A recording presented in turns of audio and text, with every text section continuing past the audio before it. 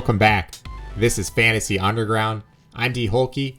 I love Fantasy Overwatch, but as you've seen in the past few episodes, I'm here to review rookies and get to know these youngsters entering Overwatch League a little bit better. Doing some VOD reviews, stats where available, just to get to know them better so I can make a better cheat sheet for the upcoming year in Overwatch. So, without further ado, today's topic is the New York Excelsior, digging in and getting a good VOD-based opinion, not a Reddit-based opinion, on Feath5r, Gwangboong. I'm pretty sure I'm saying that right. This show's underground. We got a small budget, no time to research, and the casters always say his name wrong anyway. And then last but not least, Flora. I say those in order of excitement. I'm really excited to dig into Feath5r. So without further ado, let's do this. We open up with Feath5r on Team Batlika. This is where he spent the start of the 2020 Contenders Korean season. He was on Gen B before this, but I'll be honest, I didn't watch him over there back in 2019. In Season 1, he spent a lot of time on Mei and Echo, so here we're going to watch him on the Echo. Unfortunately, we don't get his POV, but we do get to see enough to know what this guy is capable of. He is the green Echo player. He's dueling Choi So-won, who you saw me demo in a previous video, who's going to the charge, and he is the better Echo. I really like Choi So-won, but I think of all of Korean Contenders, when Echo was meta, Feath5r was probably my favorite. And there's so many good Echoes in Owl that it's very hard to predict where he's going to slot in amongst the top Echo players. But of the rookies, I like him the most that are going to Owl, that are of age. So we'll slow down a bit. We do see him kind of poke back and forth with Choi So-won, but then he sneaks into the back line and gets a couple kills. Trust me when I say time and time again, he outplayed Checkmate, he outplayed Choi So-won. He was part of what made Batlika hang in there against teams where they probably didn't belong. Next up, we have him on Anubis, once again against Element Mystic. Kadalis gets in there. He gets slept while EMPing, but he does get the EMP off, and we get another nice POV of Feath5r. He gets hacked, he gets slapped around a little bit, but he's got some good mechanics. He knows the boundaries of Echo, and when he's able to successfully dive, he definitely finds those kills. I love the creativity of changing to the Ana when he sees the opening for the nade. Truth be told, whatever he would have swapped to, probably, the fight was over. It was kind of cool to see. But he, just very solid mechanics overall. Good, he's a projectile player, but you see good tracking. He does miss the stickies. He gets EMP'd. But then as he's chasing, I believe it's Kellen into backline, just solid play overall. So very excited, once again, about his Echo play. Next, we swap over to Afrika TV, so that's why it's a little bit blurry here. I always try to give that caveat. Here, he is the green... Yes, he is the green Mei player. This is on to Season 2, where he moved from Batlika to Talon, and they're playing against T1. I kept seeing him pop up against Neist, and as much as I like Neist's Mei, I do like Feath5r's a little bit better. I think there is a big Mei difference here. So I'll stop and start this one a few times. You'll see he opens up with a really nice wall that splits off Ion from his healing, and it really gets T1 out of sorts here. They have to reposition, Ion nearly dies, and it gives the high ground advantage to Talon. That one wall was better, and it just put them in a good position. So they start to move in, they get some of the kills, and we get another nice wall here, separating the main tank from the heals, and you'll see Reinhardt moves around the left side. I believe the Bat moves around the right side. Ryan gets really low. Just the kind of wall that causes confusion. So we get a nice POV of him here, and I love this. Dodge is Sven's rock. I'm going to go back and watch that one.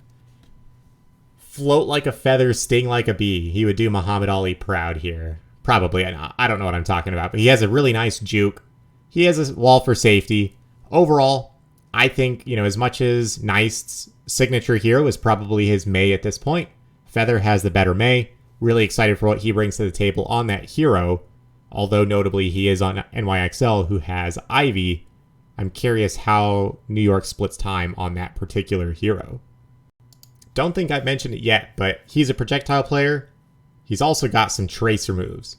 Sorry, I think my computer froze up there for a second. We'll go back and rewatch that one. You see Perfect just hanging out on the high ground. Well, I don't know what's going on there. My computer's loading that one just fine earlier, but you'll see he's able to one-clip Perfect before the fight even starts. A very cheeky kind of play here, and it's actually very reminiscent of Soon for me personally. I like how Soon is always able to get value in situations where he's not really supposed to. He plays to his strengths. He finds value out of thin air. And even if he's not the single best tracer that you've ever seen, he finds that value. I think Feather is like that, but even on just a tracer, I think he has even better mechanics as well. We move on here, and at 28:30, we get at least a glimpse into his tracer mechanics. They're not amazing. He gets kind of bullied around by... who's that first? Feath5r. So if we go back a little bit, he approaches in a straight line here, straight into the brig, gets a whip shot, gets low health. He waits back for heals. I like how he tries the styling over-the-top pulse bomb. We'll watch it one more time. He's definitely pushing the boundaries of tracer, but once again, he's not your top-tier Korean Contenders tracer. Although I do think he belongs below that top class of... I don't know why Heesang always comes to mind. Fantastic player. You've got players like Innovation who are very good on the hero. I consider him to be below that level. We saw this earlier up top. Same spot. They didn't learn their lesson. Perfect died, getting one clip by Feather. The same thing happens to Physics. Kind of sad to see. You'd think they'd learn, but once again, that very Soon-esque cheeky play style. That's it's fun to see. Painful if you're the other team, I'm sure. Skipping ahead just 10 seconds to the next team fight. This is another one, too, where he's pushing the back line. He's making things uncomfortable and just overall pretty solid tracer cleanup. So while I'm generally pretty hesitant of the Mei tracer players, I think Feather is the better version of Nice, who we saw previously playing both of these heroes at a competent level.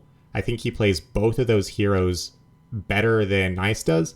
I'm really excited to see what this guy brings to the table. You'll see on his Wikipedia, it also says he has a Pharah and a Genji. I'll be honest, I haven't seen those myself, but I am really excited. If he's this good on Echo, this good on Mei, this good on Tracer, I believe it. I'm sure he's got really solid classic projectile heroes as well. And from the GG Recon article that Yiska put out, we know that there were multiple offers out there for Feather. So for those talking about NYXL going full 2020 Valiant, not 2021 Valiant, but going full budget, we know that's not the case, at least for Feather. There were multiple offers out for him. He chose NYXL. I see him as one of the core pieces to the team. Although, once again, he does have some overlap with Ivy, who is presumably their other highest paid DPS player. So the play time between those, we'll get into that a little bit later in this episode, but it's definitely going to be a question mark as we go into the season. Next up, we have Gwangboong. GB, I'm sure we'll come up with a good nickname for him because we can't all say Gwangboong this many times. So, for GB here, we only get one chance to see official play from him. And it comes in Week 3, Season 2 2020, Chinese Contenders. No playoffs for this guy. He was on Team Cat, where he played alongside Kaneki, who we know went to the Chengdu Hunters. So, solid lineup from this team. I always forget their exact affiliation.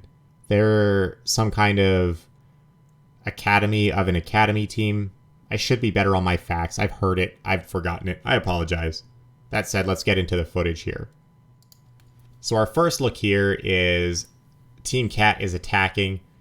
Very stupidly, I can say with confidence, Crystal is playing the Pharah on the first point. There's not a lot of places to hide.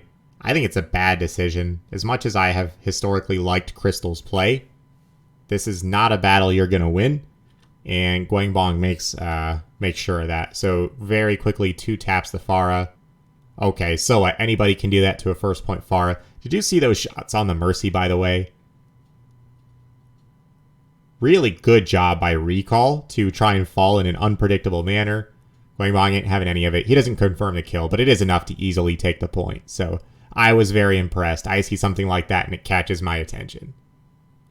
Next time here, I'm going in slow-mo because it happens pretty quick. Against Team CC, we get a chance to see Gwangboong against some of the best. He gets an entry kill against Dia in the very first fight. We don't get to see it on screen, unfortunately, but we do know that many hold Dia in very high regard. If you want to say Gwangboong hasn't had top-level competition, I think Dia offers that. So it was really nice to see some solid kills there on such a good player. And I'm going to flash forward here, and he gets another nice shot on Innovation, whose Tracer I really, really like. And it's that kind of stuff that reminds me of what we saw from Kaylee previously, where you see that flick reaction, really nice shot. Maybe not perfectly crisp and clean, although Innovation's doing a good job trying to dodge here too. So really nice shot from Gwangboong here.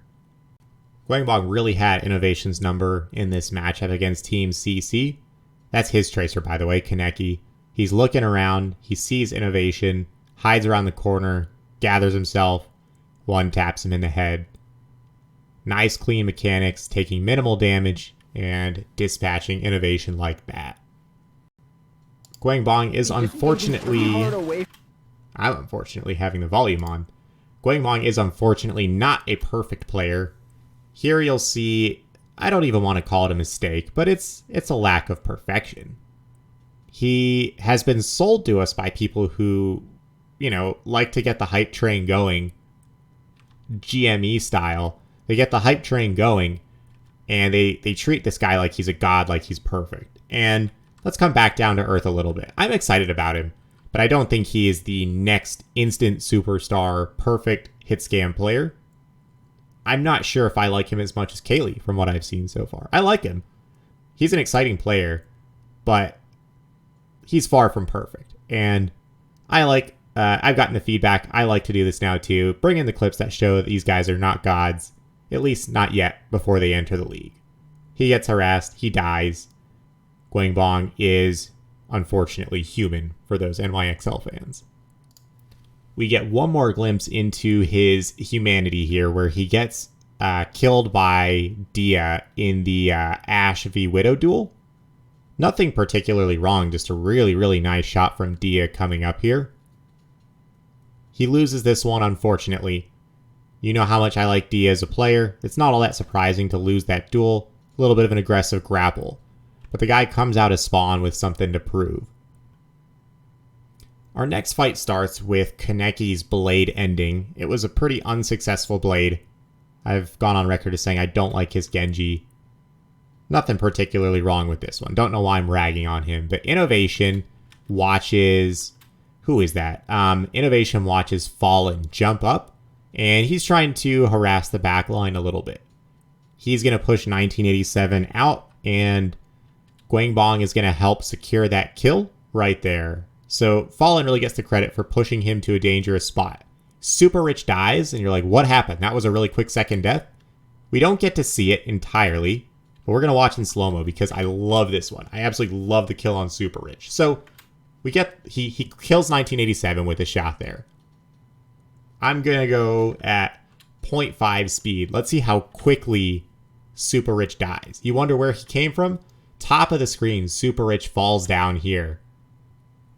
Awesome animations. I love the Overwatch art. But if you're looking at where those two kills happen, you know he immediately flicked over and he takes out 1987 one shot. Very next shot gets Super Rich.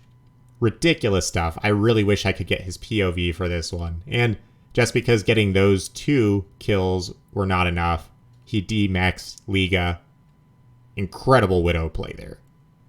My last play for Gwangboong is once more his humanity. This one, his aim is actually really nice. We get another glimpse into his mechanics. He doesn't secure a kill here, but he does stay a little bit too long. Ball comes rolling in. He's a little bit greedy and tries to get in a couple pot shots. And he gets dived by Crystal. He gets dived by Magi, I believe, from Ultra Prime Academy. I've only watched them a little bit. But He sticks around just a little bit too long just because he trusts in his mechanics enough to try and get that value, which he almost does. I don't want to say this is a bad play, but he's going to have to learn his limits. He's going to have those indicators, and he's going to have to play with the team. All generic, useless phrasing for you. Just another way of saying he outstayed his welcome just a little bit too long. Last player on the list is Flora.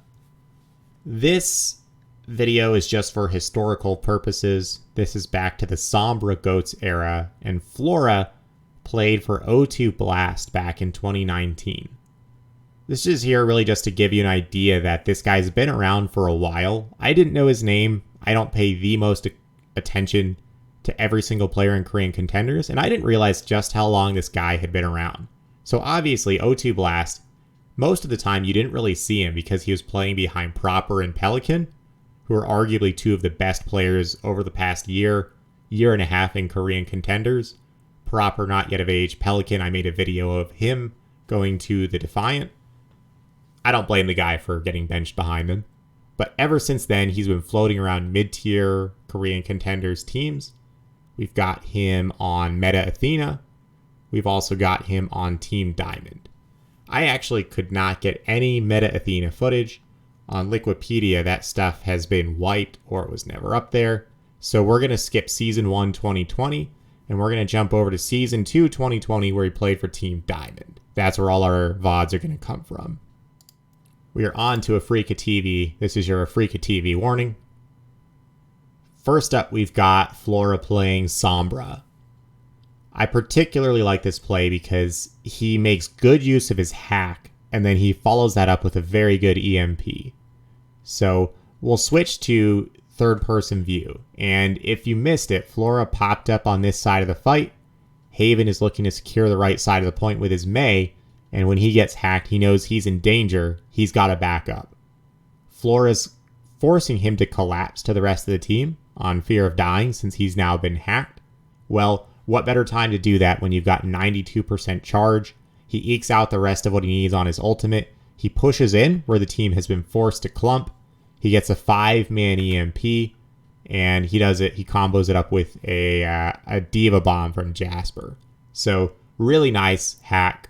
He has EMP at the right time, and he immediately capitalizes on it. Very nice Sombra play. We're going to briefly flip to him playing Ashe against Team BM once again. He's back here in the bottom left on Ashe on the low ground, and he's actually just hit a dynamite. I've cut that off. You can see Sigma glowing here from it. And Team Diamond's in a pretty, I don't know. They're fine, I guess, but you can see a strong push coming here from Team BM. They've walled off the right side. They have a really nice engage here, and Protect over here has his Flux. He focuses down Flora directly with that Flux.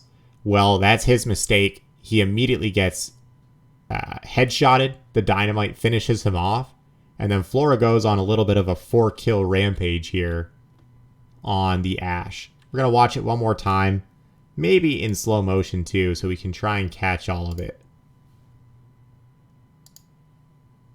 Let's catch the dynamite toss in there too. Sorry, my Korean is not up to snuff here. Takes me a while to switch settings. We've got Flora back here, lands the dynamite, hits the shot, gets the 4K. We get a good glimpse into his mechanics, and while I do like this 4-kill, I like his Ashe play. He's been going up against a lot of good Ashe players in Korean Contenders. When I compare him to the likes of Merit, who's not in this particular match, we'll get to Runaway in a little bit, against Merit, against MN3, against IM37, I don't like his hit scan as much as any of those players. Those players are borderline owl level, as we've seen, Merit has not gotten the call up, IM37 did.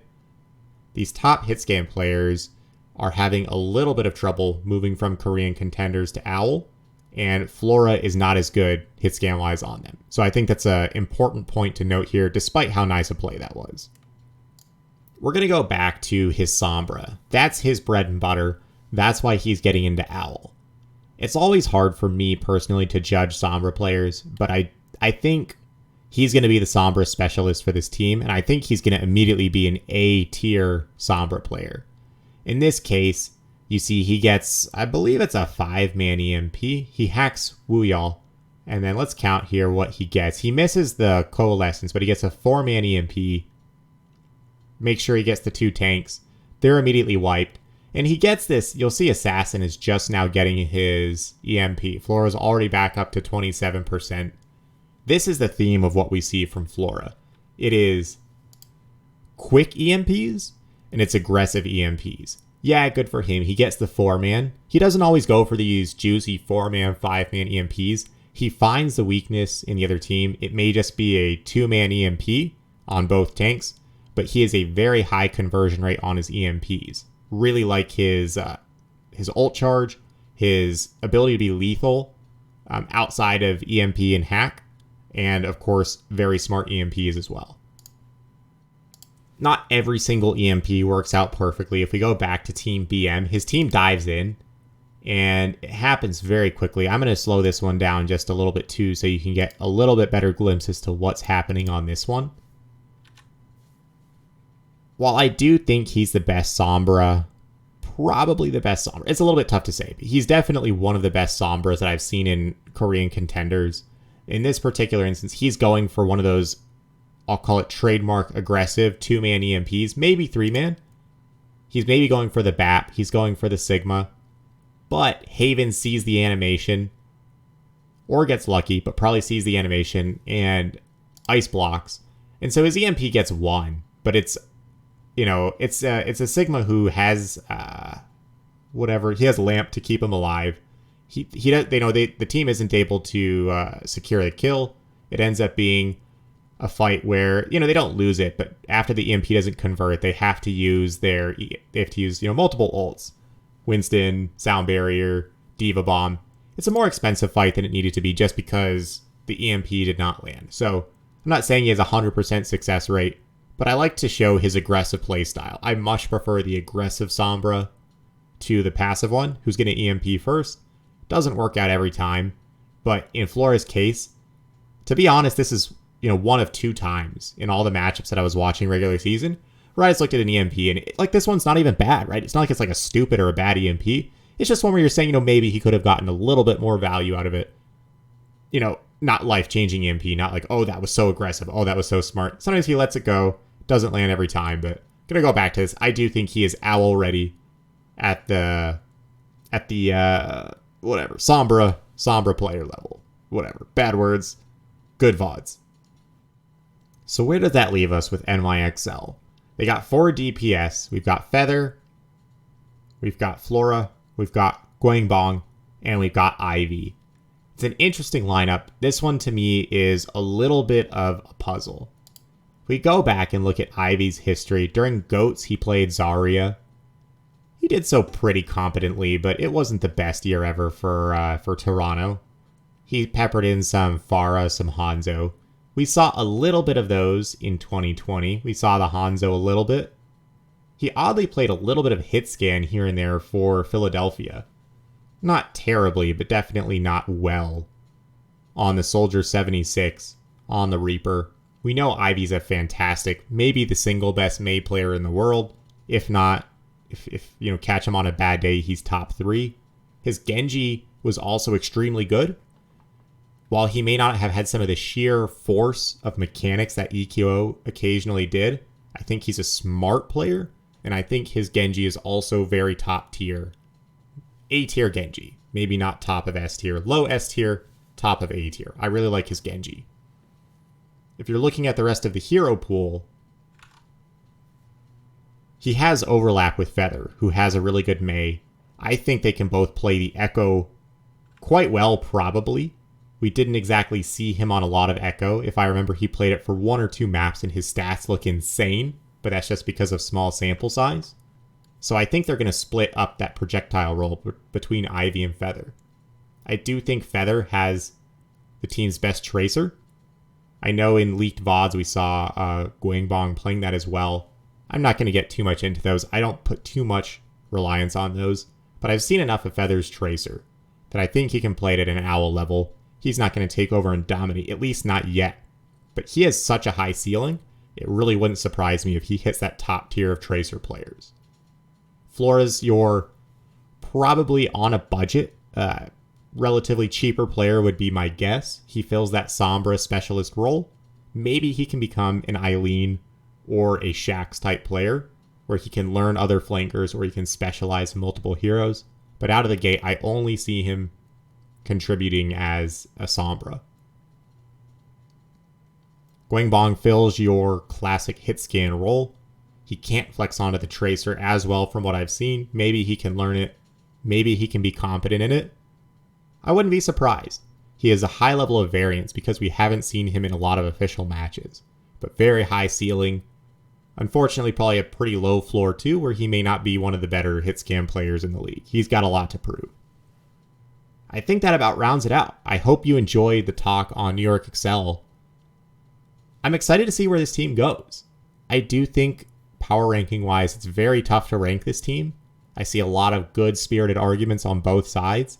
And while I have to call myself a skeptic of the team so far, Feath5r really impressed me. He could be a future franchise player, and I think there's a good supporting DPS cast around him. Gwangbong has really turned things around. I'm excited, and I think he's very deserving to be back in Overwatch League. I was a big Bianca stan last year. New York is a very interesting team that I'm going to have fun rooting for him this year. Historically, they've been the giant. I want to see this team rebuild quickly. Should be a fun year for New York, if not as high of expectations as they've historically had. Thanks for tuning in. Like I said at the start, this is one of the favorite parts of my week. Thanks for watching. If you have any future videos you want, I've seen requests for Naga, for Jihoon. I'll probably do something on those two guys. No promises yet. But if you have other players, other situations you like to see, hit me up. Find me on Twitter. Find me on YouTube comments. Appreciate you watching the video. Have a good rest of the week. Talk to you later.